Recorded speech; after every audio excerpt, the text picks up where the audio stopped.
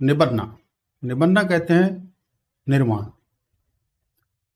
निर्वाण एक ऐसी स्टेज है जिसके बाद बुद्ध दर्शन के अनुसार उसको पाने के बाद हम जन्म और मरण के भव चक्र से स्वतंत्र हो जाते हैं। तो ये कैसे होता है और निबन्ना या निर्वाण किसको प्राप्त होता है, उसके विषय में अभिधम्म पिटका की जो प्रथम ग्रंथ है अभिधम्म संगनी, उसके प्रथम अध्याय में ही इसका वर्णन किया गया है। तो निर्वाण को डिस्कस करने से पहले एक बेसिक अंडरस्टैंडिंग, एक बैकग्राउंड, एक इंट्रोडक्शन उसमें लिखा है कि निर्वाण की स्टेजेस, निर्वाण को प्राप्त करने की जो मैकेनिज्म है, जो प्रक्रिया है, उससे पहले जो व्यक्ति निर्वाण चाहता है उसको एक बेसिक बैकग्राउंड, एक बेसिक अंडरस्टैंडिंग होना चाहिए, और वह अंडरस्टैंडिंग होने के बाद ही वह निर्वाण के रास्ते पर आगे बढ़ सकता है। तो मित्रों, दर्शन शास्त्र में जो अभिधम्म संगनी है उसमें यह वर्णन है कि जब कोई योगी मेडिटेशन के द्वारा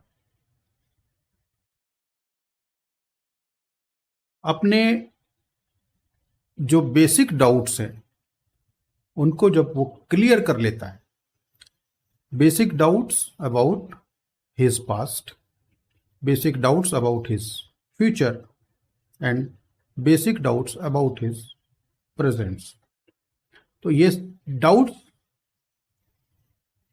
रिलेटेड टू उसकी एग्जिस्टेंस क्या है, उसका कंपोजिशन क्या है, उसका कॉन्शियसनेस क्या है, और जो कंडीशन एंड कॉज इफेक्ट हैं, इस जो सृष्टि का एक रूल है वह क्या है, वह जब इसका अध्ययन करके उसको समझ लेता है तो वह क्या पाता है, वह यह पाता है कि all things in this world, इस दुनिया की सभी चीजें ट्रांजिएंट हैं, कोई भी परमानेंट नहीं। तो उसको वर्ड दिया गया है अनिका।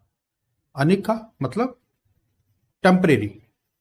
तो सभी चीजें ट्रांजिएंट हैं और सभी चीजें सब्जेक्ट टू सफरिंग। सफरिंग मतलब सभी चीजें, दुख एक हिस्सा है उन सभी चीजों के एग्जिस्टेंस का, दुख, सफरिंग। ऑफ जो ग्रेट पर्सनैलिटी है, जो स्पिरिचुअल लीडर है, वो फर्दर रियलाइज करते हैं कि जो ये हमारा जीवन है, जो लाइफ है, वह क्या है, वह एक कंटिन्यूअस अनडिवाइड मोमेंट है। कंटिन्यूअस अनडिवाइड मोमेंट, इसको कहा गया है कि life is nothing but a mere flowing. ये बस फ्लो कर रहा है, ये बस चल रहा है, जैसे पानी है वो बह रहा है, जीवन भी बह रहा है और कुछ भी नहीं, और एक कंटिन्यूअस अनडिवाइड मूवमेंट। आगे जो बेसिक अंडरस्टैंडिंग है जो डेवलप किया गया, उसमें जब वो ये समझ लेता है कि लाइफ एक फ्लोइंग मैकेनिज्म है और ये अनडिवाइडेड मोमेंट है, और सभी चीजें दुनिया की इंक्लूडिंग हमारा शरीर, वह सब्जेक्ट टू सफरिंग, वो होगा ही, वो दुख उसका हिस्सा है और दुख के बिना वो शरीर ही नहीं है। तो इस तरीके से वह एक नतीजे पर जरूर पहुंच जाते हैं कि इस दुनिया में, इस सृष्टि में या इस अर्थ के ऊपर हैप्पीनेस कुछ नहीं है, परमानेंट हैप्पीनेस कुछ भी नहीं। और अगर कोई हैप्पीनेस है भी, अगर कोई, बहुत महत्वपूर्ण वाक्य है, सेंटेंस है जो, और बहुत गहरा बिंदु है इस पूरे दर्शन का, कि अगर हैप्पीनेस, पहले तो हैप्पीनेस कुछ है नहीं, दुख के अलावा हैप्पीनेस कुछ भी नहीं, और अगर हैप्पीनेस है तो वह हैप्पीनेस पेन जो सफरिंग है उससे लिपटी हुई है। उसमें जो सेंटेंस है, तो happiness is only prelude to pain. Happiness is prelude to pain, मतलब अगर आज खुशी है तो ये समझ लीजिए कि दुख उसका एक हिस्सा है और आपको उसके लिए तैयार रहना चाहिए। और ये बहुत बड़ा दार्शनिक बिंदु है और इसके ऊपर बहुत रिसर्च किया है, फिलोसफिकल रिसर्च, और तभी भगवान बुद्ध इस निर्णय पर पहुंचे होंगे। और उन्होंने आगे बढ़कर यह भी कहा है कि due to suffering is subjected to constant change, मतलब सफरिंग भी परमानेंट नहीं है। तो ये मत सोचिए कि पेन है तो हमेशा पेन ही रहेगा, नो, सफरिंग भी परमानेंट नहीं है। जब कोई भी चीज परमानेंट नहीं है तो सफरिंग भी परमानेंट नहीं है। और इस तरीके से जो दुख है वो अभी परमानेंट नहीं, तो एक साइकिल है, तो एक दूसरे में लिपटे हुए हैं। तो कभी जैसे डायस है, डायस को हम फेंकते हैं तो कभी उसमें 6 आता है, कभी 1 आता है। तो उस तरीके से ये जो हैप्पीनेस है और जो सफरिंग है वो एक दूसरे से लिपटे हुए हैं, वो अलग नहीं हो सकते। तो इस तरीके से हम ये बेसिक अंडरस्टैंडिंग है जिसको एक योगी को, जो मेडिटेटर है, वह इसको प्राप्त कर लेता है। और ये समझने के बाद वह योगी, वह स्पिरिचुअल व्यक्ति मेडिटेशन, क्योंकि निर्वाण को प्राप्त करने का एक ही माध्यम है मेडिटेशन, तो मेडिटेशन में वह अपने आप को स्थिर करता है और कंटिन्यूअस एफर्ट करने के बाद, यह दर्शन का एक बिंदु है, बहुत इंपॉर्टेंट बिंदु है, कि वह कंटिन्यूअस एफर्ट करने के बाद मेडिटेशन में एक दिन ऐसा आएगा, देन वह अपनी शरीर से कुछ ऑरा को निकलता हुआ देखता है। ये जो महान योगी हैं, जिन्होंने एक्सपीरियंस किया है, उन्होंने एक्सपीरियंस के बाद ही हम ऐसा विश्वास करते हैं कि उन्होंने दार्शनिक बुक में वह सब चीजें लिखी होंगी। ये कपोल कल्पनाएं नहीं है। तो एक दिन ऐसा आएगा जब उस योगी के शरीर से एक ऑरा एलिमिनेट होगा और उस समय उसको अनप्रेसिडेंटेड हैप्पीनेस, प्लेजर का अनुभव होगा। अनप्रेसिडेंटेड मतलब जो आज से पहले कभी वह एक्सपीरियंस नहीं किए। अगर हैप्पीनेस भी है तो बहुत उच्च स्तर की हैप्पीनेस, प्लेजर है, खुशी है, तो बहुत उच्च स्तर की खुशी उसको प्राप्त होगी। और वह यही नहीं, वह माइंड और कॉन्शियसनेस के भी सुपर स्टेज में प्रवेश करेगा, उस स्टेज में जहां उसका कॉन्शियसनेस और उसकी फिजिकल मेंटल स्टेट भी बहुत उच्च स्तर पर होगी। ये फिजिकल मेंटल स्टेट की जब हम बात कर रहे हैं तो इसमें विज्ञान इंक्लूड है, विज्ञान के बिना ऐसा शब्द नहीं लिखा जा सकता। फिजिकल मेंटल स्टेट मतलब मटीरियलिस्टिक साइंस की बात की जा रही है। अब उसके बाद वह spiritual particular individual continuous meditation करते हुए एक स्टेज को प्राप्त होता है जहां उसकी नॉलेज प्यूरिफाई होती है, प्यूरिटी ऑफ नॉलेज स्टेज कहते हैं उसको। और ये स्टेज तब आती है जब 9 प्रकार की जो स्टेजेस हैं, जो फैक्टर्स हैं, वह उन सभी 9 प्रकार की कैरेक्टरिस्टिक्स को पहचानता है, समझता है और उसकी एनालिसिस करके उनको वह दूर करने में सक्षम हो जाता है। तो प्यूरिफिकेशन का मतलब है एविल्स को से स्वतंत्र होना। और वह 9 तरह की जो कैरेक्टरिस्टिक्स बताई गई हैं उसमें है वेदाया, वेदना बेसिकली, वेदाया वाया मूवमेंट और वाइब्रेशंस, वो भी सीज करना होगा। भंगा मतलब रेस्टिंग स्टेज, कुछ भी नहीं है जहां, रेस्टिंग स्टेज। देन भय, डर, उससे भी इरेडिकेट होना होगा। अधिनावा, निविदा, निविदा का मतलब इस दुनिया से अलग होना पड़ेगा। पटिसंख्या, अटैचमेंट जिसको कहते हैं पटी शंख, और शंख रूपेखा नाना, नाना कहते हैं कॉन्शियसनेस। तो इन सब से रिलेटेड जो कॉन्शियसनेस है, जो इमोरल कॉन्शियसनेस बेसिकली कहा गया है, इन सब को इरेडिकेट करके हम प्यूरिफाई कर सकते हैं अपनी नॉलेज को। तो ये purification of the knowledge stage में आता है, और फर्दर वह मेडिटेशन को कंटिन्यू करते हुए वह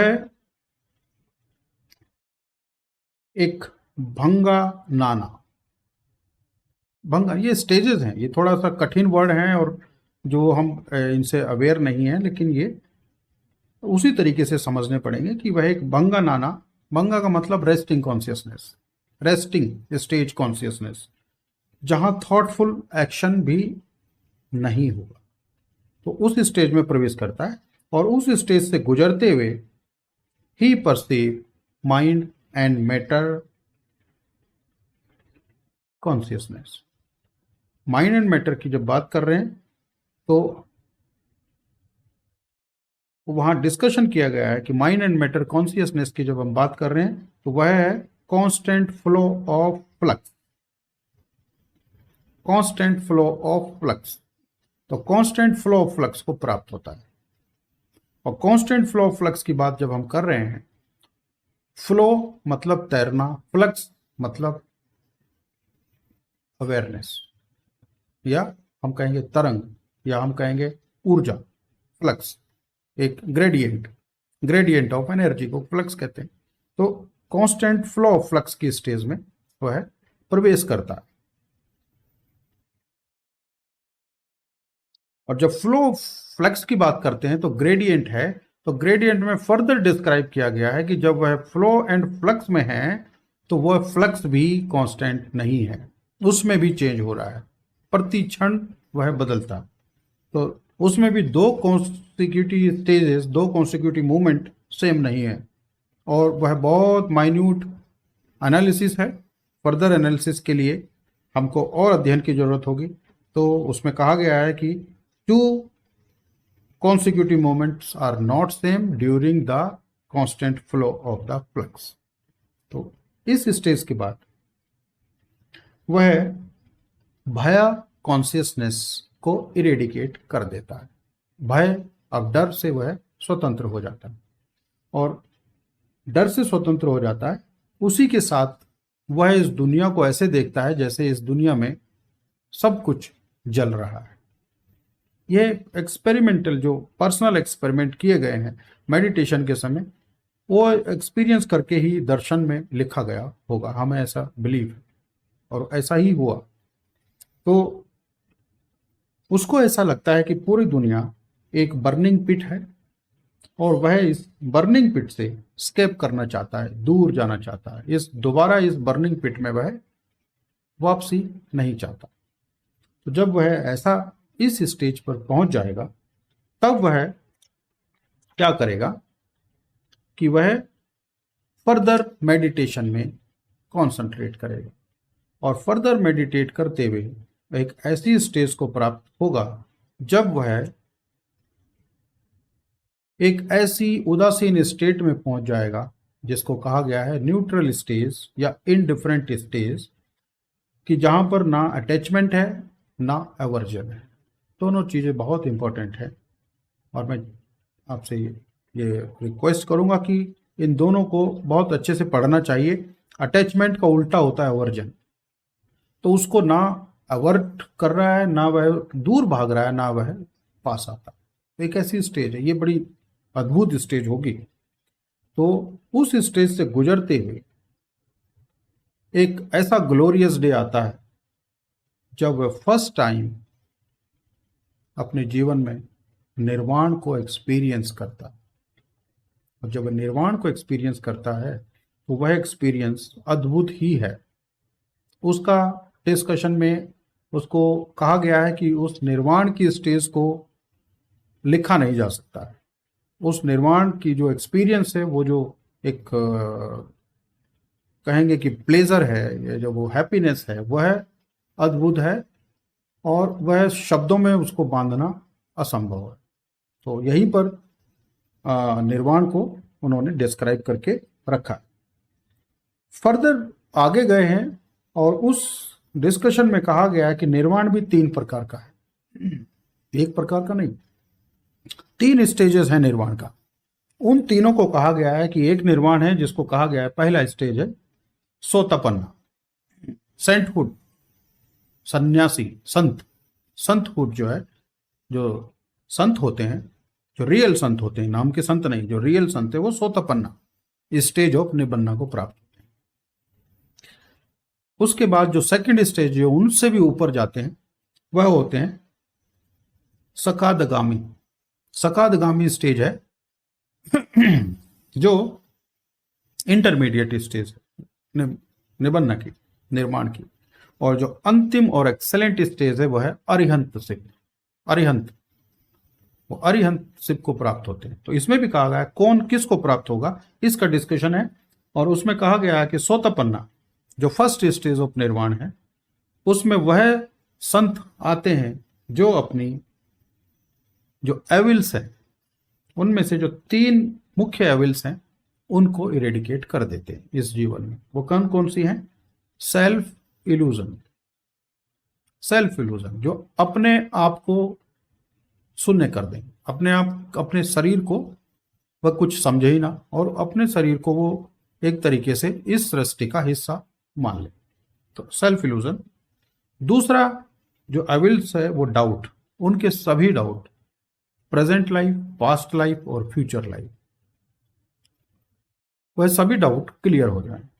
और तीसरा है कि वह अटैचमेंट को, या कहें कि adherence to wrongful things, wrongful things, attachment to wrongful. यहाँ अटैचमेंट भी 2 तरीके का है, एक रॉन्गफुल और एक राइटफुल। तो यहाँ पे अटैचमेंट की जब बात कर रहे हैं सोतापन्ना, अटैचमेंट टू रॉन्गफुल थिंग्स, इनसे वो अपने आप को अलग कर ले। तो 3 चीजें जब अलग करेंगे तो वो एक सेंटहुड की स्टेज में पहुंचेंगे और उनको कहा गया है सोतापन्ना। इसका एग्जाम्पल भी है कि आनंद जो सबसे प्रिय और प्रमुख शिष्य थे भगवान बुद्ध के, वो सोतापन्ना स्टेज को ही प्राप्त हो सके, क्योंकि वह अपनी सभी एविल्स को एरेडिकेट नहीं कर पाए। दूसरा है सकादगामी। सकादगामी वह महापुरुष या स्पिरिचुअल लोग जो पहली स्टेज की 3 बुराइयों के साथ 2 और एडिशनल बुराइयों को एरेडिकेट कर पाते हैं। उनमें है सेंस डिजायर और इल विल। तो सेंस जो है हमारी इंद्रियां हैं, इंद्रियां जितनी हैं उनकी जो डिजायर है, उनकी जो इच्छाएं, उनको समाप्त कर दें।